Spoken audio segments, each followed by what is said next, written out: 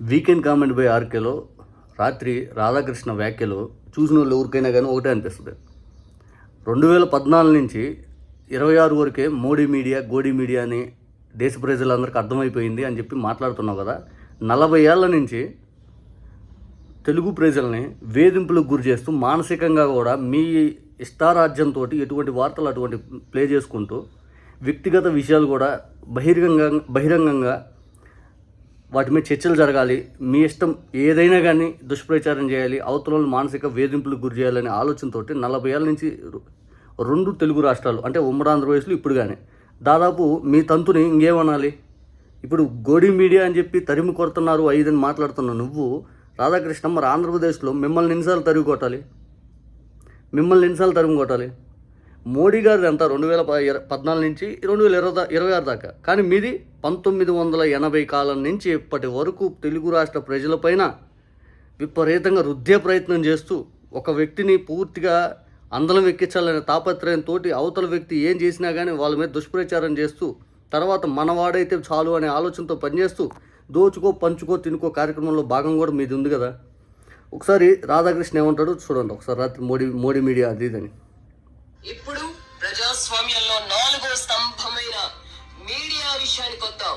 మిగతా వ్యవస్థలపై విశ్వాసం కోల్పోయినట్టుగానే ప్రజలు ఇప్పుడు మీడియాపై కూడా నమ్మకం కోల్పోతున్నారు. ఢిల్లీ జంతర్ మంతర్ వద్ద చోటు చేసుకున్న సన్నివేశాలే ఇందుకు నిదర్శనం.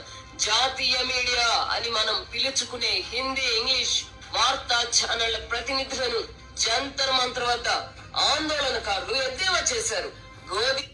ఇప్పుడు మిమ్మల్ని ఎన్నిసార్లు మేము ఎద్దేవా చేసినా మీరు మారుతున్నారా? మిమ్మల్ని మేము ప్రతి సందర్భంలో ఇది చెత్త మీడియా, ఇది ఒకరి కోసం భజన మీడియా అని చెప్పి ప్రతిసారి మేము విమర్శిస్తూ ఉన్నాం కదా. మీదే మీడియా గోడి మీడియా అనే దాకా వచ్చింది కదా. మీదే మీడియా బాబు మీడియానా? మీ పేరు ఇంకా ఒక దానికోసం పనిచేసే మీడియానా? ఆ పదం నేను అనకూడదు. అని నినాదాలు చేశారు. మీడియాపై ప్రజలు విశ్వాసం కోల్పోయారు అనడానికి ఇదొక సంకేతం. ఈ విషయంలో 12 ఏళ్లకే మీడియా పైన విశ్వాసం కోల్పోయి గో బ్యాక్ గోడి మీడియా అని మాట్లాడుతుంటే 40 ఏళ్ళ నుంచి మీ మీద ఏమాత్రం విశ్వాసం ఉంది జనాలకి? విశ్వాసం లేకపోయినా కానీ రుద్దే కార్యక్రమం అనేది చేస్తూ ఉంటారు కదా. మిమ్మల్ని ఎన్నిసార్లు గో బ్యాక్ అని మేము ఎన్నిసార్లు నినాదించాలి 40 ఏళ్ళ నుంచి? బాధ్యత మీడియాదే. ప్రభుత్వాలకు భయపడి ప్రధాన సమస్యలను ప్రధాన మీడియా తొక్కి పెడుతోంది అన్న భావన ఇప్పుడు ప్రజల్లో విస్తృతంగా ఉంది. వాళ్ళైనా కానీ ప్రజా సమస్యలు బయటపడకుండా ప్రభుత్వం తొక్కేస్తుంది 5 అని చెప్పి చెప్తా ఉన్నారు. ఇక్కడ అది కాదు కదా సమస్య. ఒక వ్యక్తి పైన అబద్ధాలు వండి వారుస్తూ పూర్తి స్థాయిలో దుష్ప్రచారం చేసే విధానం మనం చూస్తూ ఉన్నాం కదా.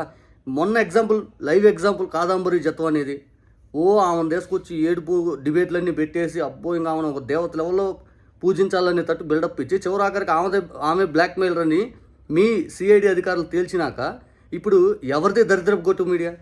ఎందుకు రుద్దారు మీరు జనాలపైన? ఆమెనే ఎందుకు రుద్దారు? ఇటువంటి దుష్ప్రచారాలు మీరు చేస్తుంటే మన 2 తెలుగు రాష్ట్రం పట్టిన దరిద్రం మీరు. నరేంద్ర మోదీ అధికారంలోకి వచ్చిన తర్వాత ప్రధాన మీడియా తన స్వతంత్రతను కోల్పోయిందన్న భావన ప్రజల్లో ఏర్పడింది. నిజం చెప్పాలంటే నరేంద్ర మోడీ అధికారంలోకి వచ్చాక మీడియా తన స్వతంత్ర హోదా కోల్పోయిందన్నప్పుడు తెలుగుదేశం పార్టీని భుజాన్ని వేసుకుంటూ ఇష్టారాజ్యంతో చెలరేగిపోతూ అసలు ఈ దేశంలో ఇటువంటి దరిద్రపు గొట్టు మీడియాలు ఉన్నాయంటానికి లైవ్ ఎగ్జాంపుల్ అసలు మొదలుపెట్టింది మీరు. ఇప్పుడు లైవ్లో మీరు నడుస్తూ ఉంది, మిగిలిన వాళ్ళకి మీరే మీ దరిద్రం ఆదర్శం. ఒక పార్టీకి మీడియా సంస్థలు భజన చేయడం మీ దగ్గర నుంచి ఆదర్శం, మీ దగ్గర నుంచే మొదలు. మీ దగ్గర నుంచి ఈనాడు, ఆంధ్రజ్యోతి, ఆ తర్వాత ఇప్పుడు ఉన్నటువంటి మీడియా మెయిన్ స్ట్రీమ్లు ఏదైతే ఉన్నాయో అవన్నీ కూడా దరిద్రంగా మీరే మొదలుపెట్టారు. పక్కన వాళ్ళది ఆదర్శంగా వెళ్ళిపోయారు. మీరే కానీ భజన చేయకుండా మీరే ప్రజల తరపున క్వశ్చన్ చేస్తుంటే ఈరోజు మన రాష్ట్రానికి బట్టి నీ దరిద్రం ఉండదు. దేశానికి కూడా మిమ్మల్ని లైవ్ ఎగ్జాంపుల్ తీసుకొని మిగిలిన వాళ్ళు కూడా మిగిలిన పార్టీలు అలాగే భజన పరుల మీడియాలో నడపవు. మీడియా సంస్థలు అదాని, అంబానీ చేతుల్లోకి వెళ్ళిపోవడం కూడా ఇందుకు ఒక కారణం. గతంలో అన్నా హజారే దీక్ష చేపట్టినప్పుడు మీడియాపై ఒత్తిళ్లు లేవు. ఫలితంగానే వాస్తవాలు తెలిసాయి.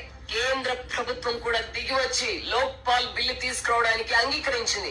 కామన్వెల్త్ గేమ్స్, బొగ్గు కుంభకోణం, 2G స్పెక్ట్రమ్ వ్యవహారంపై విచారణకు ఆదేశించింది. ఇప్పుడు పరిస్థితులు మారిపోయాయి.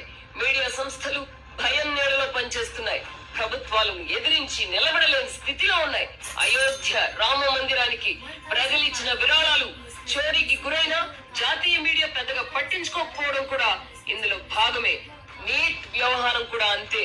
కాక్రోచ్ జనతా పార్టీని ప్రధాన మీడియా పట్టించుకోకపోయినా సోషల్ మీడియా భుజాన వేసుకుంది. ఇప్పుడు క్లియర్గా చెప్పాలంటే ఇప్పుడు నీది భజన మీడియా అంటానికి ఉదాహరణ ఏంటంటే ఈ మధ్యకాలంలో డిఎస్సి కుంభకోణం గురించి అందరూ మాట్లాడారు. నువ్వు డిఎస్సి అభ్యర్థుల వైపు నుంచున్నావు, ప్రభుత్వం వైపు నుంచున్నావా? నువ్వు ప్రభుత్వం వైపు నుంచున్నావు. రైతుల సమస్యల మీద ఎవరైనా క్వశ్చన్ చేస్తుంటే లేదు లేదు అంత సుభిక్షంగా ఉంది, అంతా బాగుందని చెప్పి రైతులకు మద్దతు ఇస్తున్నావా, లేదా చంద్రబాబు నాయుడు గారి ప్రభుత్వానికి మద్దతు ఇస్తున్నావా? ప్రభుత్వానికి మద్దతు ఇస్తున్నావు. ఏ చిన్న ఇష్యూ జరిగినా రాష్ట్రంలో ఏదైతే లా అండ్ ఆర్డర్ ఇష్యూ కానీ లేకపోతే ఎక్కడైనా మహిళలపైన పూర్తి స్థాయిలో అఘాయిత్యాలు జరిగే అంశంలో కానీ నువ్వు వాళ్ళ వైపు ఉంటున్నావా, అన్యాయం జరిగిన వాళ్ళకి గురైన వైపు? లేదు, నీ చంద్రబాబు నాయుడు గారి ప్రభుత్వం వైపు ఉంటున్నావా? నువ్వే ఎగ్జాంపుల్ కదా. మిగిలిన వాళ్ళు అనే ముందు నీది నువ్వు కడుక్కో. మిగిలిన వాళ్ళు ఏదైతే చూపిస్తున్నావు అట్టయిపోయింది ఎట్టయిపోయింది కామన్వెల్త్ గేమ్స్ అప్పుడు మేము మీడియా స్వేచ్ఛగా మాట్లాడేవాళ్ళు, ఈరోజు ఆ పరిస్థితి లేదంటే ముందు నీ దగ్గర నుంచి కడుక్కో. నువ్వు మారవు కానీ మిగిలిన వాళ్ళందరూ మారాలా? ఇది ఎట్లా? నిజంగా నీకు అనిపించేది ఏంటంటే నువ్వే వణికిపోతున్నావు. రానున్న రోజుల్లో అక్కడ జంతర్ మంతర్ దగ్గర ఈ గోడి మీడియా గో బ్యాక్ అని చెప్పి మనల్ని తిట్టారు మీడియా వాళ్ళని. అట్లా మన 2 తెలుగు రాష్ట్రాలు ఎట్లా గత త్వరలో నీకు భజన కార్యక్రమం ఉంటుందని చెప్పి నువ్వు గమనించావు. అదే అర్థమవుతుంది. ఎందుకంటే వైఎస్ఆర్ కాంగ్రెస్ పార్టీ నాయకుల భార్యలను ఉద్దేశిస్తూ అతి చెత్త కామెంట్ ఎవడేం చేస్తాడా? ఎవడూ చేయడు. ప్రపంచం నీలా దరిద్రుడే చేస్తాడు. అవతల పక్క వాళ్ళని ఏదైనా అనాలంటే నువ్వే చేయగలుగుతావు.